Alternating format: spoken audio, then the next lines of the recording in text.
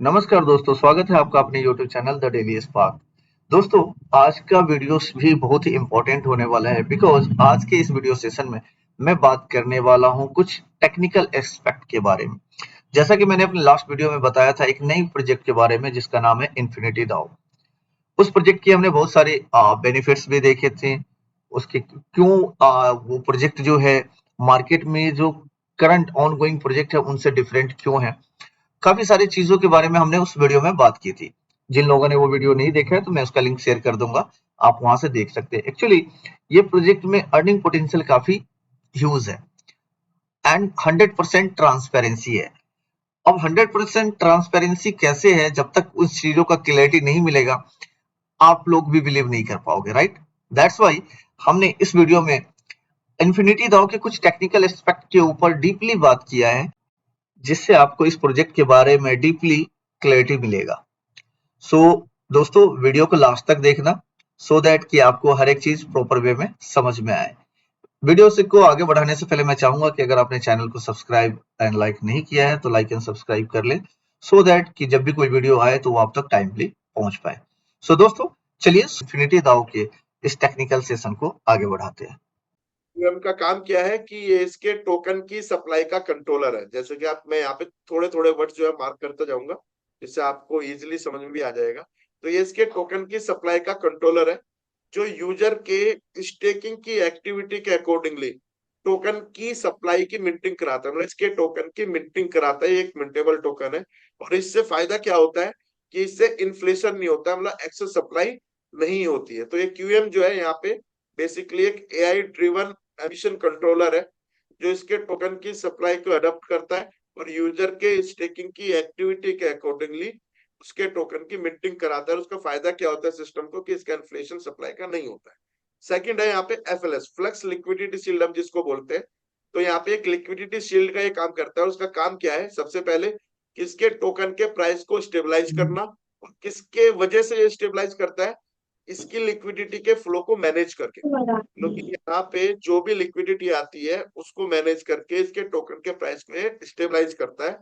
और स्टेबलाइज इसके माध्यम से करता है कि यहाँ पे एक डिफेंसिव बर्न मैकेनिज्म है। बल्कि डिफेंसिव बर्न मैकेनिज्म का मतलब क्या हुआ कि यहाँ पे एक ऐसा मैकेनिज्म दिया हुआ है जो एक टाइम पे एक्टिवेट हो जाता है। तो एक्टिवेट ये होता कैसे है उसको हम यहाँ पे देखेंगे। फ्लक्स लिक्विडिटी शील्ड,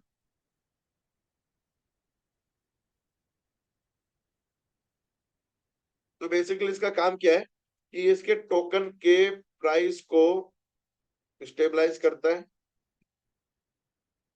साथ के साथ स्टेबलाइजेशन के साथ साथ जो है ये इसकी लिक्विडिटी को मैनेज करता है, फ्लो को।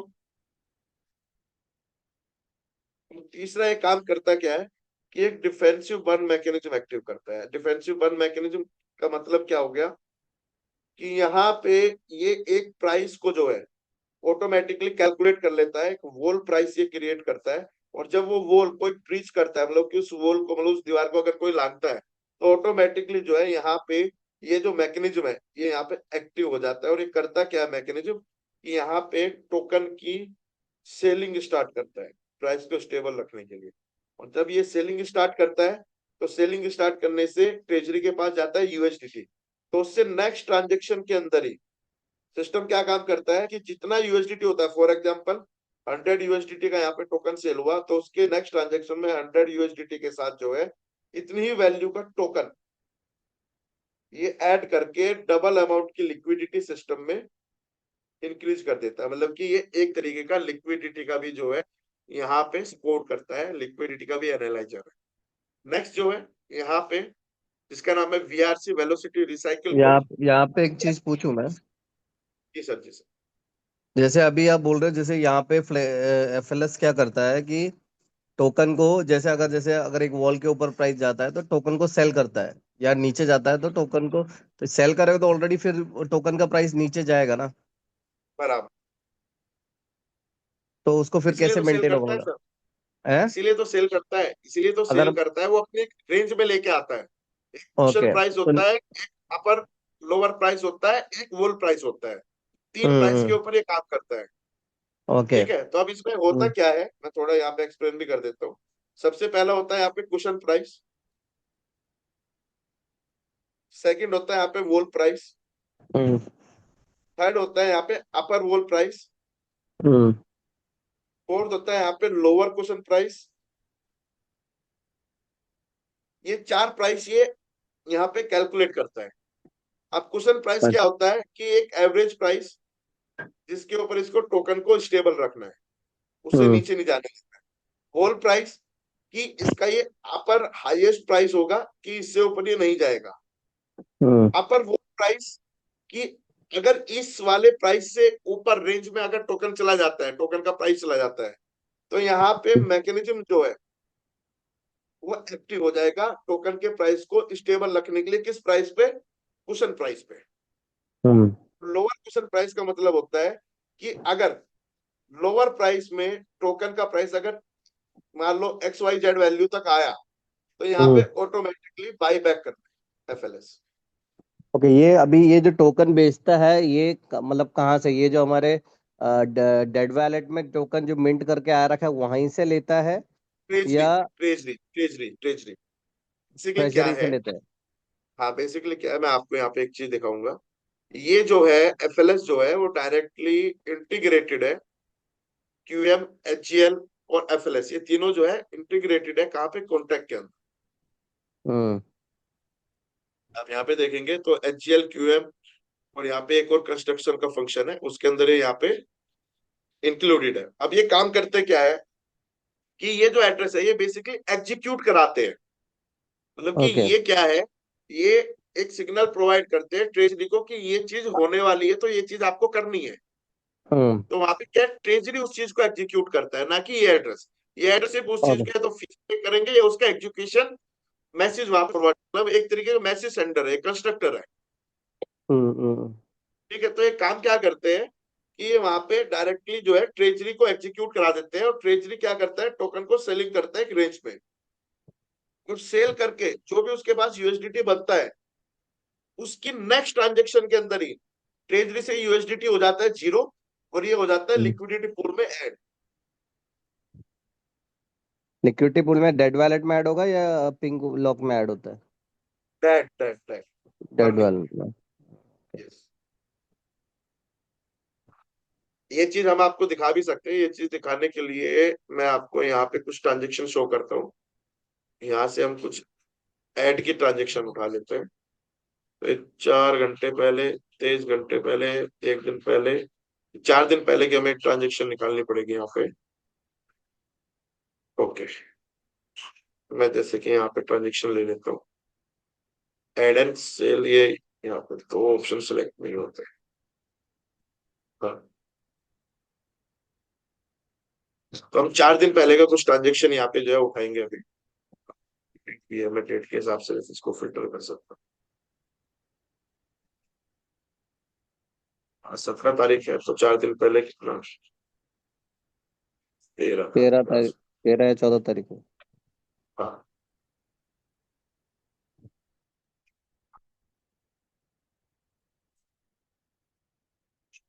15। मतलब ये हमेशा एक्टिव नहीं होता है, ये कभी कभी एक्टिव होता है जब प्राइस रेंज बाहर जाती है। 14 तारीख आ गया। Sell sell buy sell buy sell buy sell.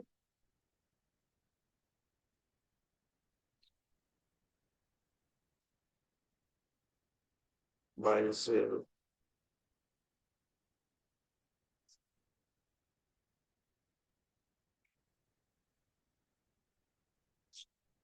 13 तारीख का ही रहेगा वो ट्रांजेक्शन सर। Bye bye.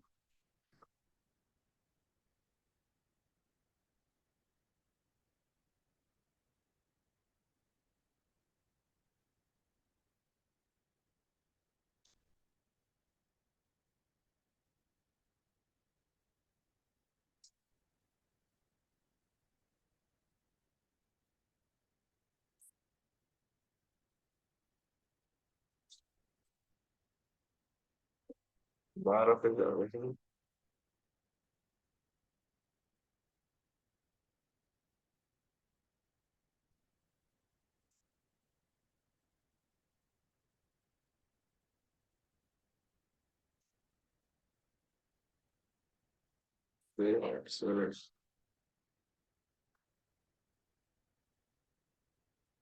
हाँ, यहाँ पे देखिए 11 मार्च को हुआ था ये। 11 मार्च में यहाँ पे आप देखेंगे कि 93.73 का इसने यहाँ पे क्या किया, टोकन को सेल किया।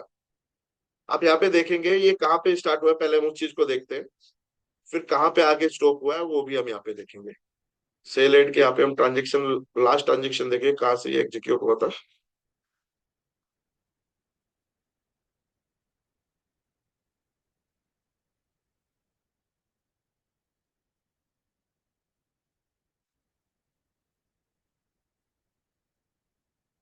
देखिए यहाँ पे किसने $7,000 का बाइंग किया था, तो प्राइस गया था 1.8435। क्लियर है सर? हेलो। हाँ जी, हाँ जी। हाँ देख रहा है दे रहा है। यहाँ ओके पे ओके। 7,000 का इसने बाइंग किया तो 1.8435 का इसका प्राइस गया। हाँ इसके बाद इसने क्या किया, अगले ही ट्रांजेक्शन के अंदर $69 का पहला सेल किया, और उसके अगले ट्रांजेक्शन में $69 के साथ 35.57 इसने आइडियल यहाँ पे क्या किया, ऐड किया। ओके। 35.57 की अगर हम वैल्यू कैलकुलेट करेंगे 1.84 के हिसाब से, तो $69 ही आएगी।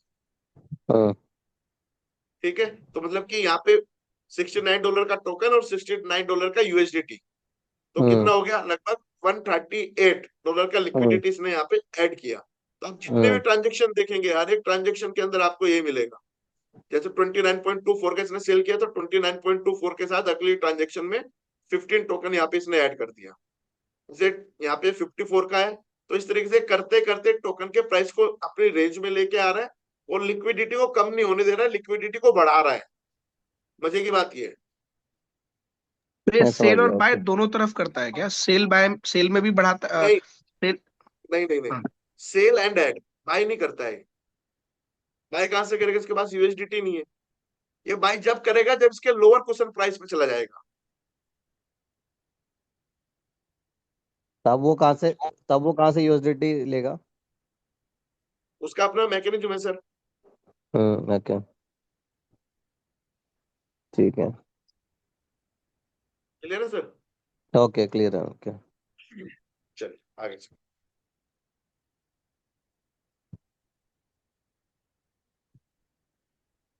ये जो क्वेश्चनिंग प्राइस है ये हमने ऑलरेडी डिसाइड कर रखा है, मतलब वो डिसाइड कर रखा है कि ये पोजीशन में इतने सर्कुलेटिंग सप्लाई के हिसाब से प्राइस को कनेक्ट कर रखा है कि कैसे है वो? नहीं नहीं, इसमें क्या है, अभी हमने जो देखा है, बोले ये कोई फिक्स नंबर नहीं है। आप पहले इस वाले एक बार पार्ट को, हम पूरा मॉड्यूल्स के पार्ट को एक बार हम कंप्लीट कर लेते हैं, श्योर श्योर उसके श्योर। बाद आपको एक चीजें खुद समझ में आ जाएगी। ओके। तो नेक्स्ट जो है यहाँ पे सर, वो है VRC, जिसको हम बोलते हैं वेलोसिटी रिसाइकिल कोर। अब वेलोसिटी रिसाइकिल कोर का यहाँ पे काम क्या है, कि ये जो है एक तरीके की रिसाइकलिंग प्रोसेस करता है। रिसाइकलिंग प्रोसेस किस चीज की करता है, कि जो भी यूजर, बोल देना तो कौन आगे, सुंदर भाई, कि यहाँ पे जो है, जो भी यूजर जब यहाँ पे विड्रॉ करता है, तो विड्रॉल के लिए उसको जो यहाँ पे बर्निंग फीस देनी है, उस बर्निंग फीस को रिसाइकिल करके रीडिस्ट्रीब्यूट करना, ये इसका काम है। और इससे फायदा क्या होता है, कि सिस्टम के अंदर मैक्सिमम VRC की वजह से 20% की सप्लाई जो है एवरी विड्रॉल के ऊपर वो बर्निंग पे चली जाती है, प्लस 40% का लिक्विडिटी ये लिक्विडिटी पूल में ऐड करता है। अब ये करता कैसे, आपने जब आपने प्लान देखा होगा तो आपने देखा होगा कि विड्रॉल करने के लिए एक प्रोसीजर है जिसका नाम है लीनियर। तो लीनियर के अंदर आपको इंस्टेंट के लिए आपको फीस देनी होती है, 10 डेज के लिए देनी होती है, 20 डेज के लिए, 30 डेज के लिए, 60 डेज के लिए। तो ये कुछ क्राइटेरिया है। इनमें फीस, जितनी भी फीस, मान लो आपने इंस्टेंट पे 20% फीस पे करी, आपने $20 पे किया, सिस्टम क्या काम करता है VRC, इस $20 की इक्विवेलेंट वैल्यू का टोकन इसकी टोटल सप्लाई से बर्न कर देगा, खत्म कर देगा। ओके। दूसरा पॉइंट, कि ये जो $20 है, इसका सिर्फ इसने क्या किया, हिट किया है कॉन्टैक्ट को कि मेरे पास $20 आए हैं, तुम इतनी वैल्यू बंद कर दो, लेकिन $20 तो एज इट इज है सिस्टम के पास। हम्म इसको ये रीडिस्ट्रीब्यूट करेगा और इतनी ही वैल्यू का टोकन ट्रेजरी इसके साथ ऐड कर देगा, $40 का लिक्विडिटी ऐड कर देगा इस सिस्टम के। एक और क्लैरिटी देना इसमें। आप बोल रहे हो जैसे मैंने विड्रॉल दिया तो मैंने 20% का सेलेक्ट किया था, और उसी टाइम में टोटल जो वो जो 20% टोकन है ऑलरेडी बर्न कर देगा जो मार्केट से आ रहा है, विड्रॉल के लिए आया यस, है। टोटल जो सप्लाई जो पड़ी हुई है। ठीक है। नहीं नहीं नहीं नहीं, आईडीएल की जो सप्लाई है टोकन की, हम्म टोटल सप्लाई उसको बर्न करता है ये। हाँ जितनी वही वैल्यू आप पे करते हो उतने डॉलर के टोकन खत्म कर देता है। ठीक है, मैं समझ गया। वही वो तो मार्केट में जो सप्लाई है वही है ना, आइडियल का जो सप्लाई है उसमें से बर्न ही होगा ना वो तो ठीक है। बराबर। अब उसके बाद ये जो $20 कहाँ से लेगा वो, यूएसडीटी?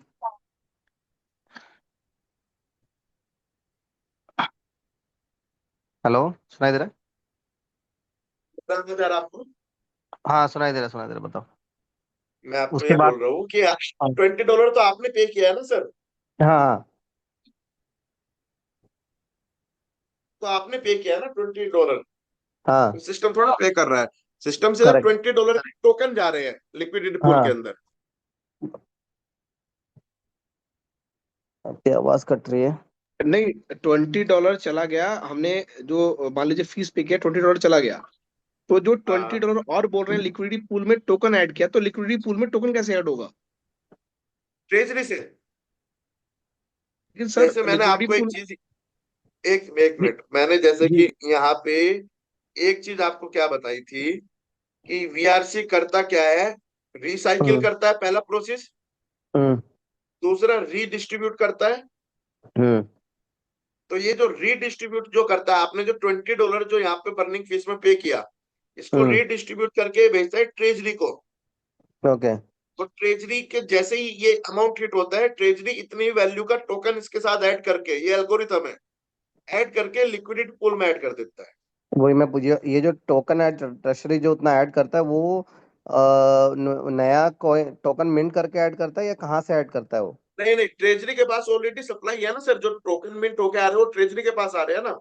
तो वही यहाँ पे वही कंफ्यूजन हटा दो, जो टोकन नया जो मिंट होके आएगा वो ट्रेशरी के पास आएगा, करेक्ट यस, ऐसा है? ओके, जो भी यस। टोकन आएगा ट्रेशरी के पास आएगा। ट्रेशरी फॉर एग्जांपल मैं एक पूछ लेता हूँ। जैसे मैं एक स्टेक करने जा रहा हूँ, एज ए यूजर मैं स्टेक कर रहा हूँ, तो ये स्टेक हाँ, जब करने जा रहा हूँ तो वो एक्चुअली मैं मार्केट से जो सर्कुलेटिंग सप्लाई वो परचेज करके ही जाऊंगा, तो वो मिंट बराबर। नया तो मिंट नहीं होगा, करेक्ट? नहीं नहीं, बाइंग पे ओके, मिंट नहीं होगा, स्टेकिंग पे ओके। होगा। Stay buying, okay. स्टेकिंग पे मिंट होगा, स्टेकिंग पेमेंट मतलब जब मैं स्टेक करूंगा उस टोकन को, मेरे को वो तब मिंट सिस्टम होगा, देखेगी कि सिस्टम देखेगा कि कितना जरूरत है। कितनी आगे डिस्ट्रीब्यूशन के लिए जरूरत है, उतना उस हिसाब से ट्रेशरी में मिंट होगा, करेक्ट? Yes, yes. ओके, फिर वो वहां से चलेगा सो रोटेशन। ओके, अभी क्लियर है। Okay, okay. अभी यहाँ ओके। पे आप जैसे बोल रहे हो, जैसे अभी यहाँ पे मैंने 20% मेरा लिक्विडिटी मेरा वो बर्न होके चला गया, डेड वॉलेट में चला हम्म, गया, और हाँ। ट्रेशरी ने भी, ये ट्रेशरी में जाता है बर्न होके, नहीं नहीं, बंद हो गए तो डाटा एड्रेस चला गया। चला गया। अब ट्रेशरी ने क्या किया, उतने अमाउंट का और टोकन को मार्केट लिक्विडिटी पूल में भी डालेगा, करेक्ट ऐसा यस, बोल रहे हैं आप? ओके, ठीक है। यस। तो इनडायरेक्टली 60% का सपोर्ट हो गया।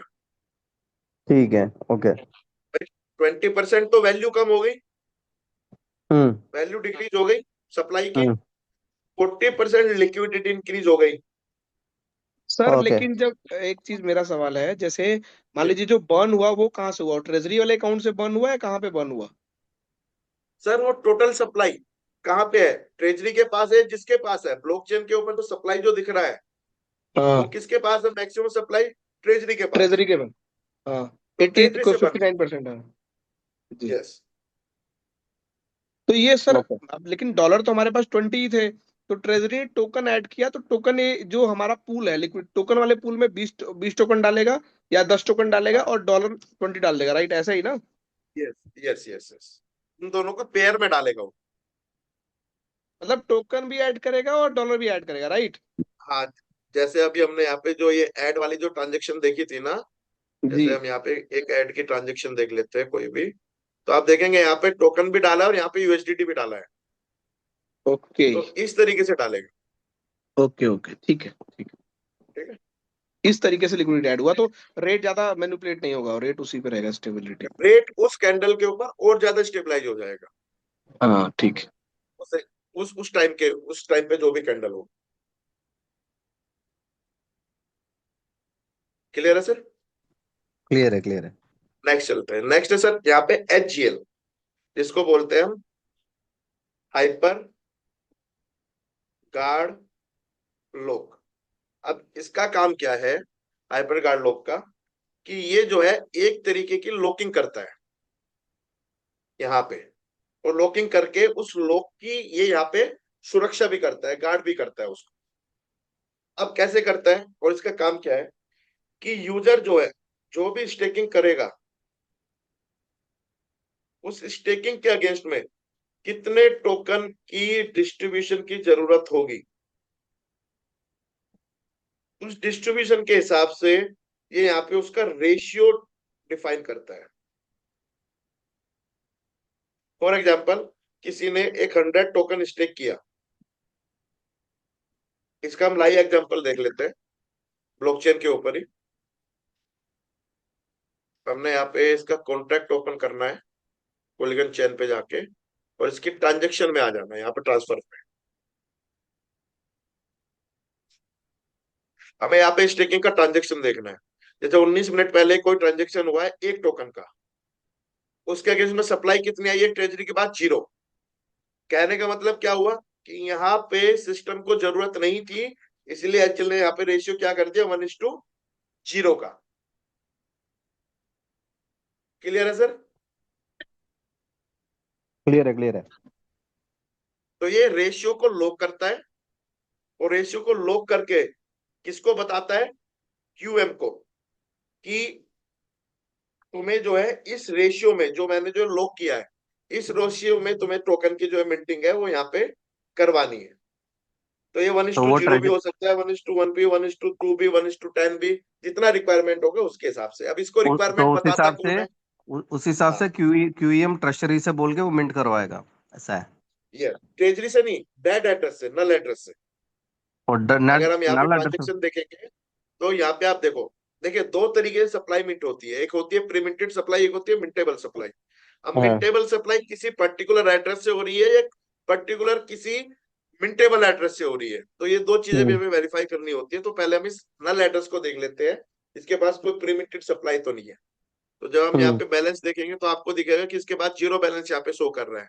इसका मतलब कि प्रीमिंटेड सप्लाई तो इस टोकन की अवेलेबल नहीं है, मतलब कि हम्म कोई पहले से सप्लाई अवेलेबल नहीं है। आप हम्म देखेंगे 37 मिनट पहले किसी ने यहाँ पे कोई स्टेकिंग की है, उसके अगेंस्ट में 1211 टोकन मिंट हुआ है, लेकिन बाकी हम्म। जो स्टेकिंग हो रही है उसके अगेंस्ट में 0:0 हो रहा है। मतलब जहां सिस्टम को जरूरत लग रही है उसके हिसाब से टोकन की सप्लाई को यहाँ पे मिंट करवा रहा है। अब ये जो एड्रेस है इसको हम फिल्टर कर लेते नहीं, मेरा एक एक मेरा यहाँ पे कंफ्यूजन है, मैं पूछ लेता हूँ।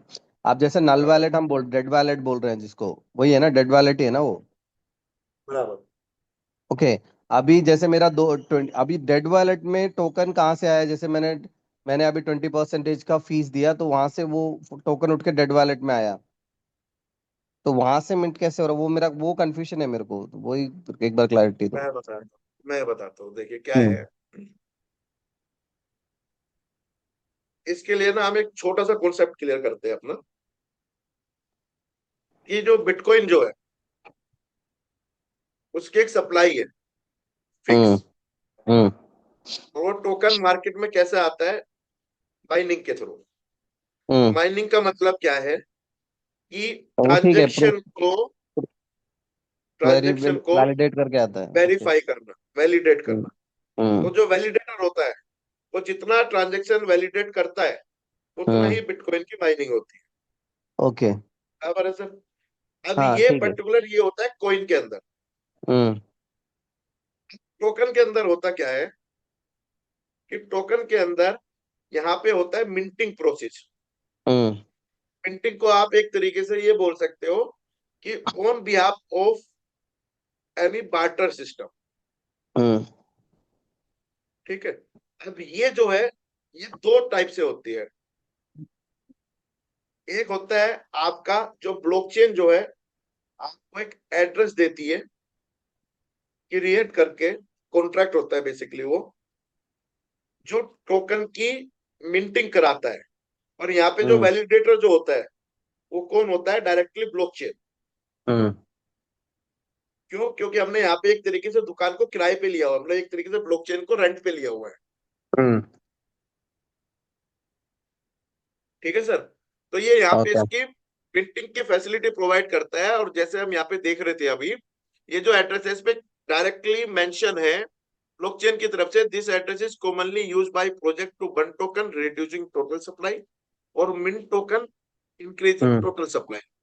और इसका क्रिएटर कौन है? सिस्टम। मतलब कि हम्म यहाँ पे आके जो भी टोकन यहाँ पे आ गई उसकी वैल्यू 0 हो गई। भी यहाँ से टोकन मल्टीप्लाई हो सकता है मिंटिंग के माध्यम से, तो उसकी एक वैल्यू जनरेट भी कर सकता है। वही वही कंफ्यूजन है मेरा। तो यहाँ पे आके टोकन जीरो भी हो जाएगा और यहीं से टोकन नया मिंट भी होगा। यस। ओके पर ये ओके सिर्फ बेसिकली आइडियल के लिए नहीं है। यहाँ पे 200 से ज्यादा ऐसे टोकन्स है जो बाइनेंस तक के ऊपर लिस्टेड है, जो टॉप उसमें आते हैं कि भाई टॉप 50-30 कॉइन्स के अंदर। जैसे आप यहाँ पे देखेंगे डिसेंट्रला, ये है यहाँ पे गेम्स आइस टोकन करके, एक मेटा हब है, डब्लू नहीं पोल मैं है, समझ डब्लू पोल को आप जानते ही होंगे, आवे वो है, मैं जान CHI है, वॉल स्ट्रीट है, स्फेयर है, स्पेस टोकन है, एपे है। तो ये बहुत सारे टोकन्स हैं जो यहाँ से मिंटिंग और बर्निंग हो रहा है। जैसे ओके ETHM एक नया इन्होंने यहाँ पे इंट्रोड्यूस किया। इवन पॉलीगन भी जो है यहीं से ही बर्निंग और मिंटिंग होता है। ओके अभी इसी में ट्रेशरी का भी रोल आ जाता है, फिर एडिशनल ट्रेशरी का भी एक कॉन्ट्रैक्ट है। ट्रेजरी का कॉन्ट्रैक्ट अलग है, जिसके ऊपर टोकन की सप्लाई लैंड होती है मिंटो के। ओके वहीं पे बेसिक। मिनटों के वहां पे लैंड होती है। अभी वो उसका हाँ। कॉन्ट्रैक्ट दिखा दे, अभी उसमें कितना टोकन पड़ा हुआ है अपने पास? हाँ, उसको हमें करना क्या है, उसके लिए यहाँ पे आइडियल को अपने को सर्च करना है।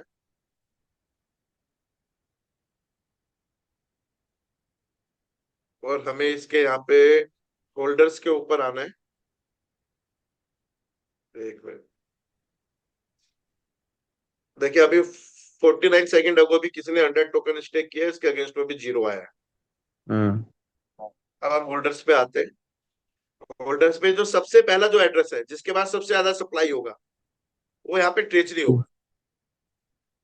ओके तो ये ट्रेजरी का कॉन्ट्रैक्ट एड्रेस है, इसको आप ओपन कर सकते हैं। इसके बाद जो बैलेंस है 14,16,000 टोकन का है।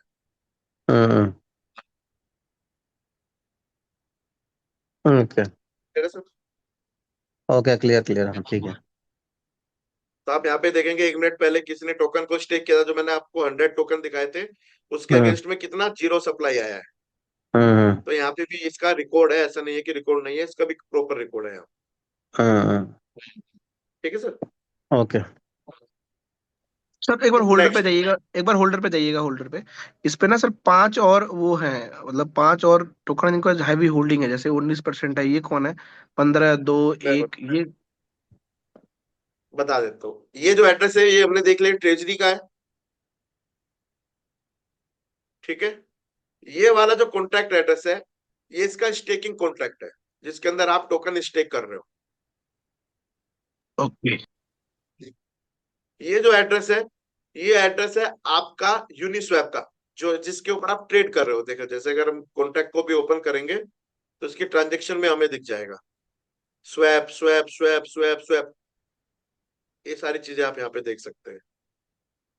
जो हम इसी के ऐप पे हम जो सॉरी इसकी डाउ पे जो स्वैप करते हैं, वो भी यूनिस्वैप पे स्वैप होता है। वो भी यूनिस्वैप पे स्वैप हो। ठीक है। अब नेक्स्ट, ये वाला जो कॉन्ट्रैक्ट एड्रेस है ये आपका विड्रॉल का कॉन्ट्रैक्ट एड्रेस है। तो यहाँ से आप विड्रॉल को प्रोसेस करते हो। आप देखोगे यहाँ से in out in out in out हो रहा है ना ये। तो यहाँ से ट्रेजरी से इस कॉन्ट्रैक्ट के पास क्या आता है? टोकन आता है। जो भी व्यक्ति, जो भी यूजर यहाँ पे विड्रॉ करता है तो ये क्या करता है, डायरेक्टली ट्रेजरी से टोकन ले लेता है। और वो टोकन जो है इस कॉन्ट्रैक्ट में आके स्टोर हो जाता है। मान लो आपके 10 टोकन निकाल लेते हैं, आपने लीनियर का प्रोसेस किया, तो लीनियर का प्रोसेस करते ही ट्रेजरी से उतने ही टोकन जितना आप विड्रॉल करना चाहते हो तुरंत इस कॉन्ट्रैक्ट में आ जाएंगे और यहाँ पे स्टोर हो जाएगा। जब आप विड्रॉ करेंगे टर्बो स्वैप करके तो इस बैलेंस से वो अमाउंट जो है वो यहाँ से डिडक्ट हो जाएगा।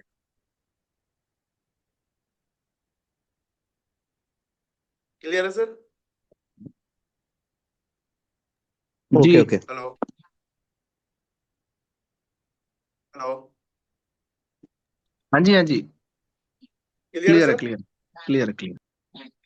अब नेक्स्ट चलते हैं। नेक्स्ट एक कॉन्ट्रैक्ट है, इसको हम ओपन करते हैं।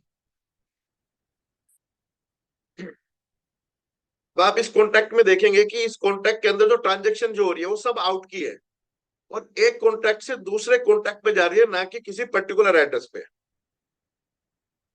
अब ये जो E8 वाला जो एड्रेस है ये किसका एड्रेस है, हम थोड़ा बैक करेंगे इसको और होल्डर में देखेंगे E8 वाला अपना कौन सा विड्रॉल का एड्रेस है, ये भी विड्रॉल का एड्रेस है। अब ये दोनों अलग अलग क्यों है, इसका रीजन क्या है?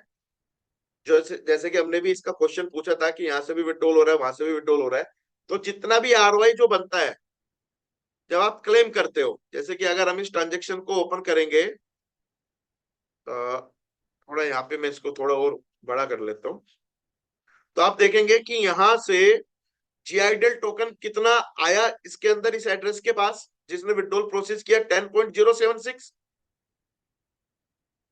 और जीआईडीएल टोकन के अगेंस्ट में कॉन्ट्रैक्ट के अंदर कितना टोकन गया, एक कॉन्ट्रैक्ट से 10.076, मतलब कि वो जितना विड्रॉल प्रोसेस करना चाहता था लीनियर जैसे उसने किया उसके वॉलेट में 10.076 जीआईडीएल गया पहले वेरीफाई करने के लिए, proof of staking and proof of earning. उसने वेरीफाई किया कि हाँ ये दोनों चीजें ओके है, तो उसने क्या किया, विड्रॉल कॉन्ट्रैक्ट से सॉरी ट्रेजरी कॉन्ट्रैक्ट से विड्रॉल कॉन्ट्रैक्ट के अंदर यहाँ पे टोकन को उतने ही वैल्यू का टोकन उसने भेज दिया कि ये बंदा जो है इसका यहाँ पे सारी चीजें ओके है और इसको जो है इतना अपने को विड्रॉल देना है, तो एक कॉन्ट्रैक्ट एड्रेस में इसको भेज दो, विड्रॉल कॉन्ट्रैक्ट एड्रेस के पास इसको भेज दो। तो सिंपल फ्लो है।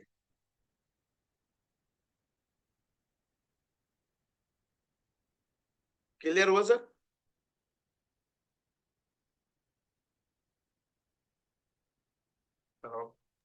जी जी। ओके। क्लियर हुआ सर? हाँ, हो गया हो गया। ठीक है। अब लास्ट जो यहाँ पे जो बचा है उसको हम यहाँ पे क्लियर करते हैं। पहले लास्ट जो मॉड्यूल है जिसका नाम है यहाँ पे ISP, इन्फिनिटी सस्टेनेबिलिटी प्रोटोकॉल। तो इसका काम क्या है, मैं PDF में भी आपको थोड़ा सा यहाँ पे मेंशन कर देता हूँ कि ये जो है एक artificial engine integrated smart contract है जो इस प्रोजेक्ट को लॉन्ग टर्म चलाने के लिए उसकी हेल्थ को एनालाइज करके प्रिडिक्शन निकालता है और प्रिडिक्शन के अकॉर्डिंगली एडजस्टमेंट क्रिएट करता है। इन लाइंस का इन वर्ड्स का मतलब क्या है वो हम यहाँ पे समझेंगे कि ये क्या है, एक तरीके से इस प्रोजेक्ट का हेल्थ सेंटर है और हेल्थ सेंटर के साथ साथ इस पूरे प्रोजेक्ट के ब्रेन भी है, दिमाग भी है। अब दिमाग कैसे है, तो ये जो है कुछ फैक्टर्स के ऊपर काम करता है। जैसे कि सबसे पहला फैक्टर है कि डिपॉजिट, डिपॉजिट का मतलब है यहाँ पे स्टेकिंग, कि यहाँ पे जब आप स्टेकिंग करेंगे तो ISP यहाँ पे एक्टिव हो जाएगा। सेकंड है यहाँ पे विड्रॉल, कि आप जो भी अमाउंट यहाँ से विड्रॉल करेंगे तो विड्रॉल के टाइम पे यहाँ पे एक्टिव हो जाएगा। फिर है यहाँ पे बाइंग, कि जब आप टोकन बाई करेंगे यूनिस्वैप से तब ये एक्टिव होगा। फिर है यहाँ पे सेलिंग, कि जब आप टोकन सेल करेंगे तब ये एक्टिव होगा। अगर इनमें से कोई भी चीज नहीं होती है तो 12 से 15 सेकंड के अंदर ऑटोमेटिकली ये जो है सिस्टम को एनालाइज करता रहता है, सिस्टम के डिस्ट्रीब्यूशन को चेक करता रहता है। नेक्स्ट है, अगर यहाँ पे ये सारी चीजें भी हो रही है और नहीं भी हो रही है फिर भी एक 12 आवर्स का इसका एक वैलिडेशन पीरियड है जिसके अंदर सिस्टम को ये कंप्लीट एनालाइज करता है और ये चेक करता है कोई सस्पिशियस एक्टिविटी तो नहीं है, सिस्टम का डिस्ट्रीब्यूशन किस तरीके से चल रहा है, इसका कंप्लीट प्रिडिक्शन निकाल लेता है। अब काम कैसे करता है, एक एग्जांपल के माध्यम से हम इसको समझेंगे कि मान लीजिए आपने जो है यहाँ पे 1000 टोकन का स्टेकिंग किया 1000 आइडियल का, तो जैसे 1000 आइडियल का आपने स्टेक किया तो तुरंत जो है यहाँ पे ISP जो है एक्टिव हो जाएगा और एक्टिव होकर वो चेक करेगा कि डिस्ट्रीब्यूशन जो है वो कितना इफेक्ट हुआ है, मतलब कितना चेंज हुआ है प्लान का, प्लस इस अमाउंट के अगेंस्ट में कितना ROI जनरेट होगा। इन दोनों का एक कैलकुलेशन निकालेगा और एचजीएल को बताएगा कि मुझे जो है 1000 के अगेंस्ट में 5000 की जरूरत है। तो एचजीएल क्या करेगा, इसका रेशियो बना देगा। तो अगर 1000 को हम 5000 से डिवाइड करेंगे तो रेशियो क्या बन के आ गया, 1:5, मतलब एक टोकन के अगेंस्ट में 5 टोकन की जरूरत है। तो एचजीएल क्या करेगा, तुरंत क्यूएम को बताएगा कि मैंने जो है ये रेशियो लॉक किया है, अब तुम्हें इसके अकॉर्डिंगली टोकन की मिंटिंग करानी है, पहली चीज। दूसरा चीज कि मान लीजिए यहाँ पे जिसने 1000 टोकन का यहाँ पे ये मिंटिंग कराया था, वो सॉरी 1000 टोकन का जिसने स्टेक कराया था, इसने ये इसको फ्लेक्सिबल प्लान में डाला था, जो हमारे यहाँ पे जो फ्लेक्सिबल प्लान है उसमें डाला था, जिसके अंदर 24 घंटे के लिए ही अमाउंट जो है वो लॉक रहता है, उसके बाद आप अपना कैपिटल एनी टाइम विड्रॉल कर सकते हो। अब इसने क्या किया, 1000 टोकन का ये जो अमाउंट था, इसने इसको क्या किया, अनस्टेक कर दिया। अब अनस्टेक कर दिया इसका मतलब क्या हुआ कि उसने इसको विड्रॉल कर लिया। अब सिस्टम के पास एक्सेस सप्लाई कितना हो गया, 5000 टोकन का। तो जब तक इस 5000 के अगेंस्ट में यहाँ पे एक टोकन डिपॉजिट नहीं होगा, स्टेक नहीं होगा, क्या काम करेगा, आईएसपी एचजीएल को बोलेगा कि रेशियो 0 कर दे, क्योंकि मेरे पास जो है ऑलरेडी ट्रेजरी के पास जो है, मैंने जो चेक किया है उसके पास ऑलरेडी सप्लाई जो है वो एक्सेस है। तो इसने ये क्या कर दिया, एडजस्टमेंट कर दिया। और एडजस्टमेंट किसके भी आप पे किया, प्रिडिक्शन के अकॉर्डिंग, जिसने प्रिडिक्ट किया था के हिसाब से। तो हमने विड्रॉल का भी देखा, डिपॉजिट का भी देखा। अब बाइंग के ऊपर कैसे काम करता है, तो मान लीजिए यहाँ पे आपने एक $1000 का यहाँ पे बाइंग किया। तो जैसे आपने बाइंग किया, आईएसपी इंस्टेंटली माइक्रो सेकंड में एक्टिव हो जाएगा और वो चेक करेगा, रेक्टिफाई करेगा कि आपने जो लिक्विडिटी जो प्रोवाइड की है वो कितनी की है, पहली चीज। दूसरा, क्या आपने उस टोकन को स्टेक किया है या नहीं किया है। अब अगर आपने उस टोकन को स्टेक किया है तो उसके अगेंस्ट में टोटल डिस्ट्रीब्यूशन कितना होने वाला है, उस डिस्ट्रीब्यूशन के हिसाब से कितना टोकन सेलिंग के लिए अपकमिंग टाइम में आएगा, उसके हिसाब से ये एफएलएस को जो है प्राइस बताता है। जो हमने जो 4 प्राइस देखे थे उन चारों प्राइस को ये बताता है कि तुम्हें ये प्राइस का जो है ये परसेंटेज तुम्हें लेके यहाँ पे चलना है। तो बेसिकली आईएसपी का काम जो है पूरे प्रोजेक्ट को ऑटोमेशन मोड पे ऑपरेट करना, हर एक चीज को ऑटोनोमस मोड पे रखना। और एक जो डाउ का जो मतलब है, जिसको हम बोलते हैं डिसेंट्रलाइज ऑटोनोमस ऑर्गेनाइजेशन, इस ऑर्गेनाइजेशन के वर्क फ्लो को कंप्लीट करना इन 5 मॉड्यूल्स का काम है, जो आप वेरी फर्स्ट टाइम पूरे वर्ल्ड के अंदर किसी प्रोजेक्ट में आप यहाँ पे देख रहे हो। तो ये 5 इसके मेन वो फंडामेंटल्स है जिसके ऊपर ये प्रोजेक्ट टिका हुआ है, और जिसकी वजह से प्रोजेक्ट कभी डंप नहीं हो सकता है, इंस्टेंटली नहीं हो सकता है। डंप होगा भी तो उसको 5, 7, 10 महीने लग जाएंगे डंप होने में।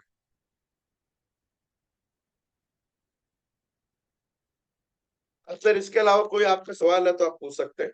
मेरे एंड पे जो है ये वाला पार्ट जो है वो नहीं, कंप्लीट हो चुका है। ये पॉइंट क्लियर है, क्लियर है मेरी तरफ से, क्लियर है। क्लियर है सर। हाँ। बाकी हमारे एक लिक्विडिटी का था जो हम वहां पे देख रहे थे, लेकिन अपना इंटरनेट स्लो था, तो वो भी मैं आपको यहाँ पे अभी क्लियर कर देता हूँ। बेसिकली क्या है, जब हम यहाँ पे क्लिक करते हैं तो आपको यहाँ पे 90.11% आपको यहाँ पे लिक्विडिटी दिखाता है। हम्म। अभी चीज हाँ। को हमें वेरीफाई कैसे करना है, जैसे अगर हम इसको डेक्स टूल के ऊपर देखेंगे तो डेक्स टूल के ऊपर 97% दिखाता है बर्निंग के ऊपर, हम्म। और रिमेनिंग अमाउंट यहाँ पे लॉक दिखाता है 14 हम्म। महीने के लिए। ठीक है सर। अब इन दोनों प्लेटफॉर्म के अंदर ये डिफरेंस क्यों आ रहा है, उसका रीजन क्या है कि जब हम यहाँ पे इस चीज को रेक्टिफाई करते हैं किससे, इसके पेयर के एड्रेस से। पेयर का एड्रेस बेसिकली क्या है कि जिस टोकन के साथ ये ट्रेड हो रहा है उसका पेयर एड्रेस। तो जब हम इसके ऊपर क्लिक करेंगे तो हम डायरेक्टली ब्लॉकचेन के ऊपर चले जाएंगे। तो यहाँ पे आप देखेंगे कि कॉन्ट्रैक्ट के अंदर टोकन और यूएसडीटी कितना पड़ा हुआ है वो आपको यहाँ पे दिख जाएगा। अब यहाँ पे इसका ट्रैकर दिया हुआ, तो आपको ट्रैकर के ऊपर क्लिक करना है। तो जब आप ट्रैकर के ऊपर क्लिक करेंगे तो वो जो लिक्विडिटी जो अभी हमने देखी थी टोकन प्लस यूएसडीटी, उसके अगेंस्ट में कितना एलपी टोकन की सप्लाई जनरेट हुई है, तो देखेंगे 0.40 एलपी टोकन उसके अगेंस्ट में बना है, जिसके यहाँ पे क्या दिखा रहा है, 2 होल्डर्स दिखा रहे हैं। और 10,000 लोगों ने, 10,000 यूजर्स ने इस लिक्विडिटी के टोकन को यहाँ पे बर्न किया है। बर्न किसके पास किया है? 2 होल्डर के पास। लेकिन जब हम होल्डर्स के अंदर आएंगे तो आप देखेंगे कि यहाँ पे 3 होल्डर दिखा रहा है, और यहाँ पे कितने होल्डर दिखा रहा है सर? 2। 2 होल्डर दिखा रहा है। दिखाई दे रहा है सर ये? हाँ, दिखाई दे रहा है। तो यहाँ पे 2 होल्डर दिखा रहा है, और यहाँ पे कितने होल्डर है? एक्चुअल में अगर हम देखें तो 3 होल्डर है। टैक्स स्कैनर क्या दिखा रहा है वो भी हम देखते हैं। यहाँ पे जब हम लिक्विडिटी के लॉक के ऊपर क्लिक करेंगे तो 87.5% बर्निंग पे है। अब इस चीज को ब्लॉकचेन पे देखेंगे तो 87.5% नल एड्रेस के ऊपर है जो बर्निंग पे है। ये एक्यूरेट है। दूसरा हम देखेंगे यहाँ पे ये दिखा रहा है कि पिंक लॉक के पास 2.6% का सप्लाई है। अब हम देखेंगे पिंक लॉक, ये रहा 2.6 बराबर दिखा रहा है। इसका मतलब ये जो बीच वाला एड्रेस है ये डिटेक्ट नहीं कर रहा है, फैच नहीं कर रहा है डैक्स स्कैनर।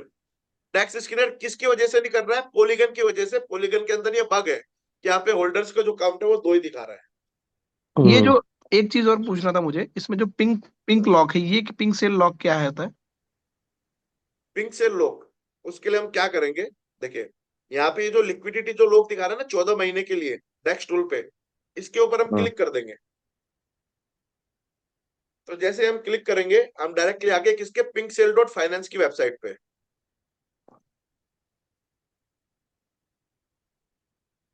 तो हम यहाँ पे देखेंगे कि यहाँ पे जो अमाउंट लॉक है वो कहाँ है, कैसे है, किस तरीके से है। एक मैं इसके ऊपर जो है इसको एक बार दोबारा ओपन करूंगा, ये V1 के ऊपर, हाँ आ गया ना यहाँ पे, ठीक है।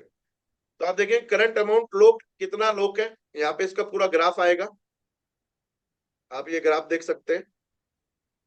यहाँ पे कितना अमाउंट लॉक्ड है, तो 0.0105 यहाँ पे दिखा रहा है। इसको ब्लॉकचेन के ऊपर कंफर्म करेंगे तो 0.0105 दिखा रहा है।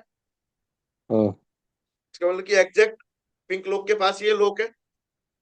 किस एड्रेस से लॉक किया गया है वो भी यहाँ पे है, पेयर क्या है वो भी यहाँ पे है, और ये अनलॉक कब होगा उसका टाइमिंग भी यहाँ पे है। कितने साइकिल में अनलॉक होगा, कितना परसेंट अनलॉक हो गया, वो पूरा डिटेल आपको यहीं पे मिलेगा। ठीक है सर। पिंक लॉक की एक अलग से वेबसाइट है जहाँ पे लॉक किया हुआ है, लेकिन वहां ऊपर हम जब देख रहे थे तो वहां 14 महीने दिख रहा था। 14 महीने के बाद वो अमाउंट अनलॉक होगा। अगर हम बात करें, कैलकुलेशन निकाले अगर हम, तो टोटल सप्लाई कितनी है, 0.4026 टोकन की, जो एलपी टोकन जो जनरेट हुआ है। ठीक है। अगर हम इसका यहाँ पे लॉकिंग अमाउंट देखें तो 0.0105 है। अगर हम उन दोनों अमाउंट को डिवाइड करके परसेंटेज निकालेंगे तो ये लगभग 2% के आसपास अमाउंट है। मतलब टोटल लिक्विडिटी का 2% ही क्रिएटर लेके जा सकता है 14 महीने के बाद, वो भी आज की लिक्विडिटी के हिसाब से। अगर ये लिक्विडिटी 10 मिलियन हो गई तो ये जो परसेंटेज है, जो 2% आज हम बात कर रहे हैं, हो सकता है 0.002% चले जाए। और जो एक और जो हमारा डेस्क स्कैनर पे दिखा रहा था, वहां पे एक जो 87% लॉक्ड है, वो तो लॉक्ड ही है ना, वो हाँ, तो कोई निकाल नहीं सकता ना, ये वाला ऊपर वाला, हाँ जो वो 90% लॉक्ड दिखा बर्निंग पे है, वो बर्निंग पे है, ओके उसको नहीं निकाल सकते हैं सर। लोक लोक अमाउंट निकाल सकते हैं ना, वो एक पर्टिकुलर टाइम पे अनलॉक होगा। Okay okay okay. ठीक है ना सर। इसके अलावा यहाँ पे कॉन्टेक्ट्स के ऑडिट भी है जो बाय डिफॉल्ट यहाँ पे डेक्स स्क्रीन ने प्रोवाइड किए हुए हैं। और इसकी वजह से बहुत सारे ऑडिट फर्म्स जो है एकदम उनसे, मतलब ये समझ लो कि उनकी पूरा बैंड बजा दिया है इन्होंने। क्योंकि वहां पे ऑडिट रिपोर्ट्स टोकन को करानी पड़ती थी और यहाँ पे बाय डिफॉल्ट इन्होंने दे दिया है। तो यहाँ पे 3 तरीके की कैटेगरी है, 3 अलग अलग कंपनी है, 3 अलग अलग फर्म है जो ऑडिट रिपोर्ट्स यहाँ पे प्रोवाइड कर रही है। सबसे पहला है गो प्लस सिक्योरिटी। इसके अंदर एक इशू दिखा रहा है कॉन्ट्रैक्ट के अंदर, तो आप देखेंगे एक इशू क्या है कि वो सेल टैक्स 5% है, कि अगर कोई टोकन को सेल करेगा उसके ऊपर 5% चार्ज लगेगा। तो ये जो यहाँ पे जो कलर और जो यहाँ पे जो क्वेश्चन का जो यहाँ पे वो दिया हुआ है साइन, तो इसका मतलब ये है कि हार्मफुल हो भी सकता है और नहीं भी हो सकता है। तो बेसिकली ये ऑरेंज कलर में है तो ये इंडिकेट करता है कि हार्मफुल नहीं है। नेक्स्ट है क्विक इंटेल। तो क्विक इंटेल का जब हम यहाँ पे चेक करेंगे तो यहाँ पे कोई भी इशू नहीं है, 100% ही क्लीन है कॉन्ट्रैक्ट, किसी प्रकार की कोई दिक्कत नहीं है। उसका टोकन स्निफर जो सोलिडस लैब का जो प्रोडक्ट है, जब हम इसको यहाँ पे ओपन करेंगे, हम डायरेक्टली सोलिडस लैब पे यहाँ पे टोकन स्निफर के प्रोडक्ट पे आएंगे। ये हर 15 मिनट के अंदर पूरे कॉन्ट्रैक्ट को एनालाइज करता है और उसका ऑडिट रिपोर्ट हर 15 मिनट में ही अपडेट करते रहता है। मतलब एक बार ये नहीं है कि एक बार आपने इसको अपडेट करा दिया, पैसे दे दिया, तो उसके बाद ये नहीं करेगा, ये हर 15 मिनट में करेगा। और ये यहाँ पे मेंशन है, आप देखो, result are generated every 15 minute, हर 15 मिनट के अंदर इसको ये जनरेट करता है। तो जितने भी इसके पैरामीटर्स है, सबके सबको जो है ये यहाँ पे चेकली वेरीफाई भी कर रहा है और हर 15 मिनट में उसको ऑडिट भी कर रहा है, कहीं ये कोई सस्पिशियस ट्रांजेक्शन तो नहीं कर रहे हैं। तो यहाँ पे भी 100 आउट ऑफ 100 का यहाँ पे स्कोर मिला है।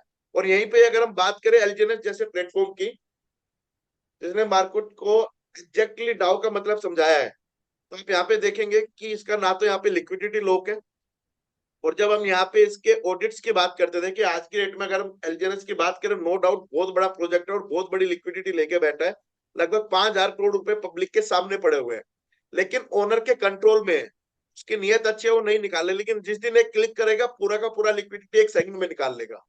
लेकिन नहीं निकाल रहा है, उसका रीजन क्या है कि जो सेल वॉल्यूम है 27.9 मिलियन, मतलब 27 मिलियन का 5% उसको सेल टैक्स आ रहा है 24 घंटे में। तो 28 मिलियन का 5% कितना होता है सर? लगभग 1.2 मिलियन, 0.4 मिलियन। 1.4 मिलियन का मतलब हो गया 12 से 13 करोड़ रुपए हर 12 घंटे में वो कमा रहा है। तो अगर वो हर 12 घंटे में इतने पैसे कमा रहा है, इसका मतलब कि वो यहाँ से लिक्विडिटी क्यों रिमूव करेगा? तो ये उसकी नीति अच्छी है, नियत अच्छी है, आप ये कह सकते हो। लेकिन अगर हम यहाँ पे बात करें इसके ऑडिट्स की, तो अगर ये चीज पैसे देके होती तो शायद एलजीएनएस इस पूरे प्लेटफॉर्म को खरीद सकता है डेक्स स्किनर को, लेकिन नहीं, इन्होंने रिपोर्ट नहीं दिया, क्योंकि ये यहाँ पे बाय डिफॉल्ट प्रोवाइड करते हैं, ये यहाँ पे किसी से कोई भी पैसा नहीं लेते हैं।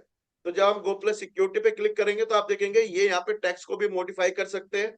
कॉन्ट्रैक्ट के अंदर, इसके अंदर एक्सटर्नल कॉल है, मतलब कि कॉन्ट्रैक्ट के अंदर कोई ना कोई ऐसा फंक्शन है जो दूसरे कॉन्ट्रैक्ट से यहाँ पे कोई भी कॉल एग्जीक्यूट करा सकता है। ये टोकन जो है मिंटेबल है ओनर की तरफ से भी, जैसे हमारा भी टोकन जो है वो मिंटेबल है, लेकिन ओनर की तरफ से नहीं है। यहाँ पे नो लिखा आ रहा है, तो यहाँ पे यस लिखा आ रहा है, मतलब कि या तो ये पब्लिक की डिमांड पे या कम्युनिटी की डिमांड पे या ओन डिमांड पे यहाँ पे टोकन को ये मिंट करा सकते हैं। सेल टैक्स इनका भी यहाँ पे 5% है। क्विक इंटेल का देखेंगे तो इसके अंदर इन्होंने क्या बोला है कि ओनरशिप इसका रीअनाउंस है, मतलब कि इन्होंने ओनरशिप रीअनाउंस कर दिया है, लेकिन उसके बावजूद भी कॉन्ट्रैक्ट के अंदर इन्होंने एक हिडन ओनर रखा है जिसके पास सस्पिशियस फंक्शन है। सस्पिशियस फंक्शन किस चीज का है कि इसके अंदर कोई भी कॉल को वो यहाँ पे एग्जीक्यूट कर सकता है।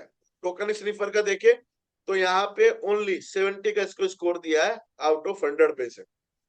तो कहने का मतलब ये है कि अगर हम टेक्निकल पार्ट्स के हिसाब से देखें तो कहीं ना कहीं जो मार्केट का जो एक डाव का जो जनक है, जिसने डाव को मार्केट में इंट्रोड्यूस किया, उससे कहीं ज्यादा यहाँ पे हम टेक्निकली स्ट्रोंग है, टेक्निकल फैक्टर्स के ऊपर स्ट्रोंग है। किसी भी प्रकार की कोई लिक्विडिटी ओनर के कंट्रोल में नहीं है, टोकन कंट्रोल में नहीं है, और यहाँ पे सारी चीजें कंट्रोल में है, लेकिन कोई आवाज क्यों नहीं उठा रहा है? क्योंकि इतनी बड़ी लिक्विडिटी है, लीडर को पैसा उसके टाइम पे मिल रहा है, और ओनर कुछ भी करे उससे कोई मतलब नहीं है, क्योंकि लीडर के ऊपर कोई पाबंदी नहीं है, उसने किसी का पैसा रोका नहीं है। जिस दिन रुक जाएगा उस दिन ऑब्जेक्शन 100% उठ जाएगा।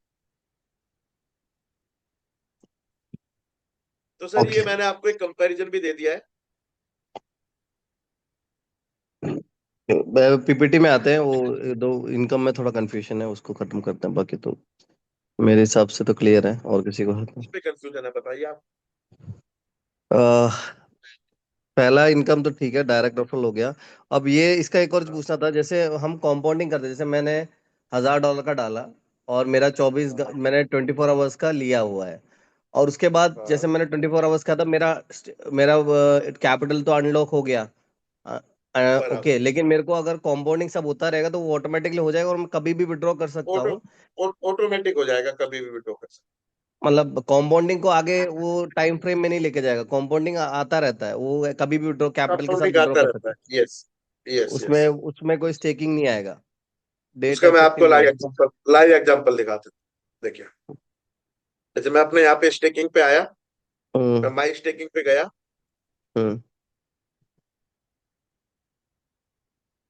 आप देखेंगे मेरा जो कैपिटल है वो यहाँ पे लॉक्ड है कितने दिन के लिए, 346, 321, 302, 286। लेकिन मेरा जो क्लेमेबल रिवॉर्ड है वो मेरा यहाँ पे अवेलेबल है, इसको मैं कभी भी क्लेम कर सकता हूँ।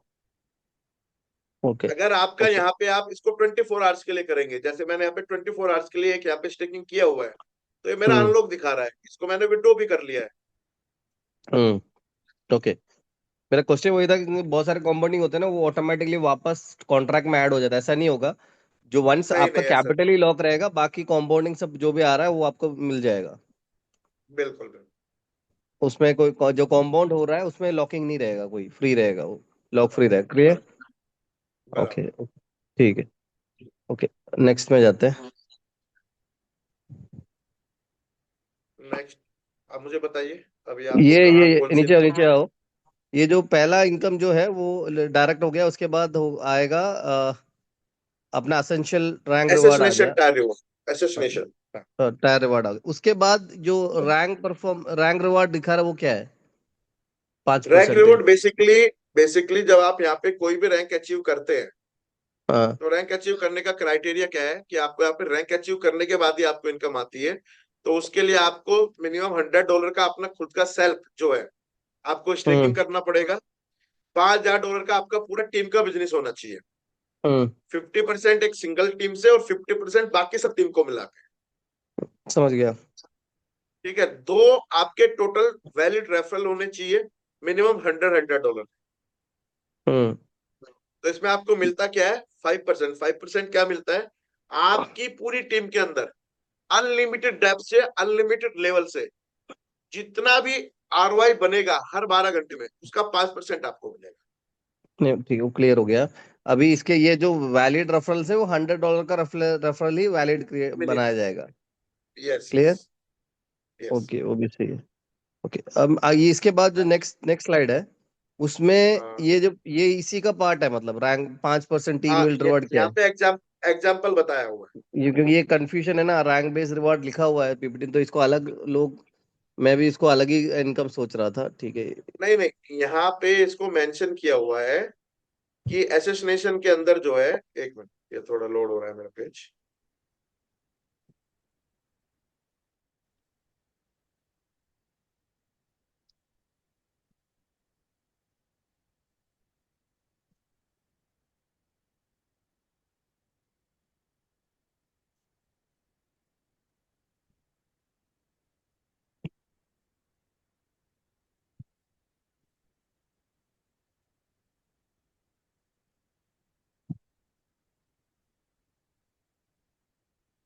हाँ, तो यहाँ पे आप देखेंगे, यहाँ पे एसेसिनेशन के अंदर जो है, यहाँ पे 4 तरह की इनकम अलग अलग है।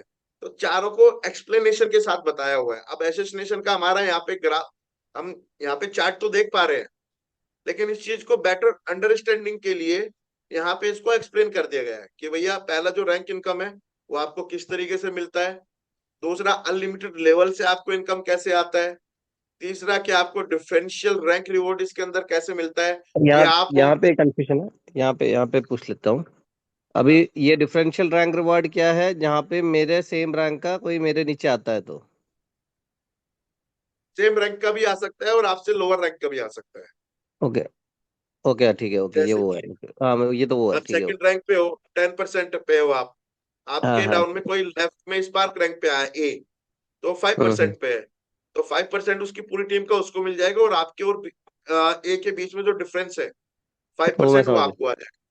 गया। ओके, सेकंड में क्लियर है। यहाँ पे वो भी सेम रैंक पे है, तो 10 - 10 out of 0%। Next slide. Next है पैरिटी सिंक रिवॉर्ड। अब ये इनकम क्या है कि अगर आपकी डाउनलाइन की और आपकी जो रैंक है हाँ वो सेम मैच हो जाती है, ये भी वेव रैंक है और ये भी वेव रैंक है, तो इस हाँ कंडीशन में होता क्या है कि आपका डिफरेंशियल क्या हो जाता है? 0। हाँ तो जैसे 0 होता है तो 12 घंटे के बाद आपके आईडी हाँ के ऊपर एक इनकम एक्टिव हो जाती है, जिसको बोलते हैं पैरिटी। हाँ। इस पैरिटी में मिलता क्या है? ये सर 5% गलत गलत कर दिया। यही कंफ्यूजन है, 5% लिखा हुआ था। नहीं, ये 50%। और 2 महीने का है ना, 2 महीने भी मेंशन नहीं है। हाँ 2 महीने, एक मिनट।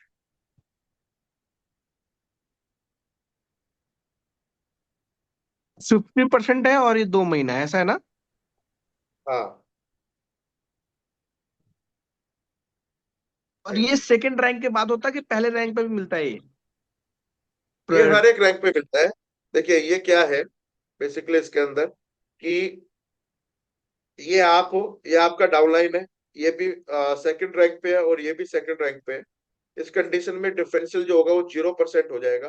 तो 12 घंटे के बाद आपकी आईडी के ऊपर एक इनकम एक्टिव हो जाएगी जिसका नाम है पैरिटी इनकम।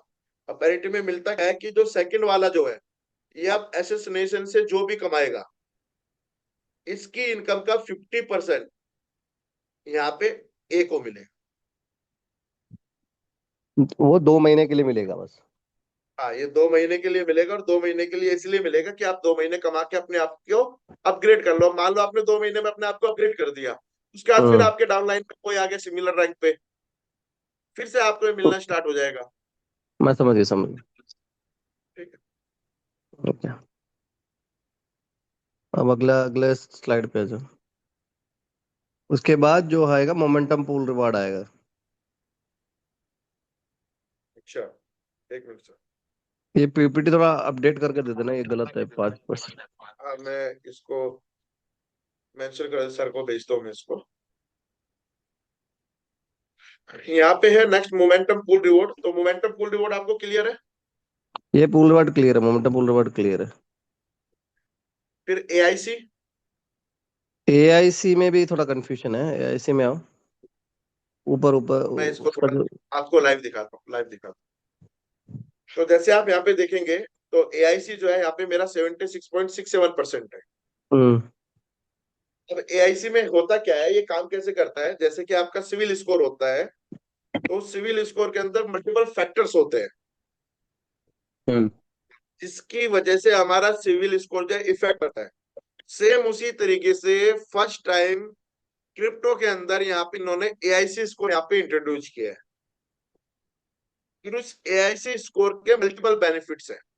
मल्टीपल बेनिफिट्स जैसे कि आपको यहाँ पे एक हर 12 घंटे के अंदर आपको एक एक्स्ट्रा रिवॉर्ड मिलता है। साथ के साथ ये एआईसी स्कोर जो है आपको, जब आप डाओ मेंबर्स यहाँ पे बनेंगे, तो डाओ मेंबर्स की ओनरशिप के लिए आपका ये स्कोर मैटर करेगा। लैंडिंग एंड बोरोइंग जो इनका प्लेटफॉर्म है उसके लिए ये स्कोर मैटर करेगा। यूटिलिटीज के लिए आपका ये स्कोर मैटर करेगा। ओनरशिप के लिए जो है ये यहाँ पे इसको मतलब इसके मल्टीपर्पज है। अब ये स्कोर आपको हम्म मिलता कैसे है। सबसे पहला आप यहाँ पे देखेंगे कि ये चेक करता है स्टेकिंग कंसिस्टेंसी। अब इस चीज को एक्सप्लेन करने से पहले मैं आपको यहाँ पे एक चीज बता देता हूँ। बेसिकली यहाँ पे जो है इस स्कोर को कैलकुलेट करने के लिए यहाँ पे एक एआई का यूज किया गया है। अब वो एआई करता क्या है कि यहाँ पे 100 पॉइंट्स है स्कोर के, और 100 में से जो है 1 पॉइंट का जो है एक स्कोर बनता है। तो एआई जो करता है 100 पॉइंट्स के ऊपर आपको इवेल्युएट करता है कि आप जो है किस तरीके से काम कर रहे हो, आपका बिहेवियर कैसा है, सिस्टम के प्रति आप कैसे हो, आपकी टीम का डेवलपमेंट कैसे हो रहा है। उन सब चीजों को ये यहाँ पे इवेल्युएट करता है। तो सबसे पहले स्टेकिंग कंसिस्टेंसी का मतलब ये है कि आप जो है पिछले 30 दिन के अंदर अपने आप को कितना कंसिस्टेंटली स्टेकिंग को आप यहाँ पे मेंटेन कर रहे हो। मेंटेन का करने का मतलब क्या है कि मान लो आज आपने जो है यहाँ पे 100 टोकन स्टेक किया, पर आपने क्या किया, कल इसको विड्रॉ कर लिया, स्टेक कर दिया, परसों फिर आपने 100 स्टेक कर दिया। अगर आप इस तरीके की एक्टिविटी कर रहे हो या आपकी टीम के अंदर इस तरीके की एक्टिविटी हो रही है, तो ये जो स्कोर है इसके अंदर आपको जो है लगभग 25 पॉइंट मिलते हैं। तो हर मतलब कि यहाँ पे 25 के 25 पॉइंट को इवेल्युएट करेगा, आपकी टीम का, आपका सेल्फ का, आपकी टाइमिंग का, हर एक चीज को, और यहाँ पे फिर आपको स्कोर देगा। फिर है ये यहाँ पे री इन्वेस्ट डिसिप्लिन। तो री इन्वेस्ट डिसिप्लिन का मतलब यहाँ पे क्या है कि यहाँ पे यूजर जो है जो भी अमाउंट विड्रॉल कर रहा है, क्या उसको वो री इन्वेस्ट कर रहा है या नहीं कर रहा है। पहली चीज 20 पॉइंट है यहाँ पे। तो मतलब कि यहाँ पे 20 फैक्टर्स के ऊपर इसको इवेल्युएट करेगा। विड्रॉल कर रहा है, किस तरीके से कर रहा है, उस अमाउंट को रिइन्वेस्ट कर रहा है, नहीं कर रहा है। उसके बाद कि वो अगर अपने रैंक को अपग्रेड कर रहा है तो किस किस टाइम पे कर रहा है, उसके नीचे जो बिजनेस है क्या वो उसकी रैंक को अपग्रेड करने के लिए ऑलरेडी कंप्लीट हो चुका है, यूजर उसको अपग्रेड नहीं कर रहा है, तो ये भी रिइन्वेस्ट डिसिप्लिन के अंदर कैलकुलेट होता है। मान लीजिए आपका बिजनेस कंप्लीट हो गया 4th रैंक के लिए और आप बैठे हो अभी 2nd रैंक पे, आप अपने आप को अपग्रेड ही नहीं कर रहे हो, डायरेक्ट में आप बिजनेस ही नहीं कर रहे हो, तो यहाँ पे ये स्कोर आपका डाउन हो जाएगा। तो ये आपकी पूरी टीम का भी इवेल्युएट करता है और आपके सेल्फ का भी करता है। फिर आपका विड्रॉल बिहेवियर, कि आप इस सिस्टम से विड्रॉल किस तरीके से कर रहे हो, एग्रेसिवली कर रहे हो या किस तरीके से कर रहे हो। तो एग्रेसिवली का मतलब कि आप दिन में 4 बार विड्रॉल कर रहे हो या डेली विड्रॉल कर रहे हो। उसके बाद आप लीनियर से कैसे विड्रॉल कर रहे हो, कितना फीस आप बर्निंग फीस सिस्टम को प्रोवाइड कर रहे हो, आपकी टीम किस तरीके से विड्रॉल कर रही है। तो इसके 20 पॉइंट्स है, जिस 20 फैक्टर्स है जिसको एवेल्युएट करता है और आपको यहाँ पे स्कोर प्रोवाइड करता है। फिर है टाइम इन सिस्टम, तो टाइम इन सिस्टम के 15 फैक्टर्स है जिसको यहाँ पे एवेल्युएट करता है ये, कि आप और आपकी टीम कितने टाइम से सिस्टम के अंदर एक्टिव हो, किस तरीके से एक्टिव हो, किस तरीके से काम कर रहे हो। तो उन सब चीजों का ट्रैक रिकॉर्ड चेक करता है और उसके हिसाब से आपको स्कोर देता है। फिर है कि आप ट्रेजरी को किस तरीके से सपोर्ट कर रहे हो, आपकी टीम किस तरीके से सपोर्ट कर रही है, क्या वो ग्रोइंग है या वो रिड्यूसिंग है, उसके हिसाब से यहाँ पे इसको मेजर करता है। तो 10 फैक्टर्स है उसके, तो यहाँ पे आप देखेंगे 10 आउट ऑफ 10 का यहाँ पे स्कोर मिला है, मतलब कि ये जो यूजर है, ये जो आईडी है, ये 100% ट्रेजरी को यहाँ पे सपोर्ट कर रही है। फिर रिस्क हाइजीन, कि आप सिस्टम के लिए कितने रिस्क, मतलब कितने रिस्की हो। रिस्की का मतलब कि आपकी जो वॉलेट से जो ट्रांजेक्शन हो रही है वो कहीं सस्पिशियस तो नहीं है, एब्यूजिव पैटर्न तो यूज नहीं कर रही है, कोई अदर टोकन की सस्पिशियस एक्टिविटी तो नहीं कर रही है, कोई अदर टोकन को आप यहाँ पे इंसर्ट करने की कोशिश तो नहीं कर रहे हैं, या किसी प्रकार से अपने एड्रेसेस को ओवरराइड करने की तो कोशिश नहीं कर रहे हो। तो ये 10 फैक्टर्स है जिसको ये इवेल्युएट करता है, उसके हिसाब से आपको जो है यहाँ पे स्कोर प्रोवाइड करता है। फिर उस स्कोरिंग के बिहाफ पे आपको यहाँ पे जो है इनकम जो है, यहाँ पे आपको एक रिवॉर्ड जो है यहाँ पे आपको जनरेट होता तो वो जो कैलकुलेशन है रिवॉर्ड की, जो हम मान लो सबमिट, जैसे आपका 76% है, तो ये जो है। रिवॉर्ड आता है वो कितना है, कुछ ऐसे हम कर पाते हैं क्या कि कितना अमाउंट बनेगा, ऐसा कुछ? उसको हम काउंट कर ही नहीं पाते हैं, उसका रीजन क्या है। देखिए यहाँ पे ये जो है टोटल जितना भी 12 घंटे के अंदर स्टेकिंग होता है, उस स्टेकिंग 12 यील्ड है घंटे ना, के स्टेकिंग, हेलो, ये स्टेकिंग स्टेकिंग नहीं है ना, स्टेकिंग यील्ड है ना, कितना आरओई जनरेट हो रहा है कंपनी में 12 घंटे में, उस हिसाब से ना। नहीं नहीं, ये आरओए के ऊपर नहीं है, मैं वही आपको एक्सप्लेन यहाँ पे करने वाला हूँ। तो वो टोटल, पीपीटी, वो स्लाइड पूरा गलत है फिर। सर वो मोमेंटम के अंदर है आरओआई नहीं नहीं, वाला। आपने जो स्लाइड दिखा रहे हो ना, उसमें तो यील्ड मेंशन किया हुआ है। नहीं नहीं नहीं सर, इसको एक बार हम एक बार और रीचेक कर लेते हैं। देखो 5% टोटल टोकन स्टेकिंग यील्ड है, और नीचे भी हाँ, इन्होंने स्पार्क रैंक से, मतलब ये स्लाइड गलत है फिर। यस, इसको भी मैंने मेंशन कर लिया है, सॉरी। मैं आपको इसको यहाँ पे एक्सप्लेन करता हूँ। जितना भी टोटल स्टेकिंग होता है 12 आवर्स के अंदर पूरे सिस्टम का, इसका 5% निकलता है और गार्जियन यील्ड रिवॉर्ड के अंदर जो है ये जाके डिपॉजिट हो जाता है, पहली चीज। हम्म। फॉर एग्जाम्पल 10,000 टोकन का यहाँ पे स्टेकिंग हुआ 12 आवर्स के अंदर, इसका 5% निकला, कितना हुआ 500 टोकन, ये पूल में चला गया गार्जियन यील्ड। अब ये काम क्या करता है कि चेक करता है एआईसी स्कोर किसका कितना है, और उसके स्कोर के अकॉर्डिंगली ये 500 टोकन जो है वहां पे डिस्ट्रीब्यूट कर देता है। तो हर 12 घंटे में जितना भी स्टेकिंग होगा, वो जो इतने भी एआईसी स्कोरिंग वाले होंगे उनके स्कोर के अकॉर्डिंगली उनमें वो डिस्ट्रीब्यूट हो जाएगा। तो कुछ मिनिमम स्कोर क्राइटेरिया भी है क्या? कितना स्कोर 100% होना है ही सर, चाहिए? स्कोर होना चाहिए अबाउ 60 और रैंक होनी चाहिए मिनिमम 3rd। लेस 60 जिसका स्कोर है उसको नहीं मिलेगा, राइट? को नहीं मिलेगा, अबाउ 60 होना चाहिए। और यहाँ पे मजे की बात क्या है, अगर कोई 5th रैंक पे है मान लो उसका स्कोर है 70 और आप थर्ड रैंक पे हो और आपका स्कोर है यहाँ पे मान लो 90, इट मीन्स कि आप फिफ्थ रैंक वाले से ज्यादा अर्निंग आप यहाँ पे कमाएंगे।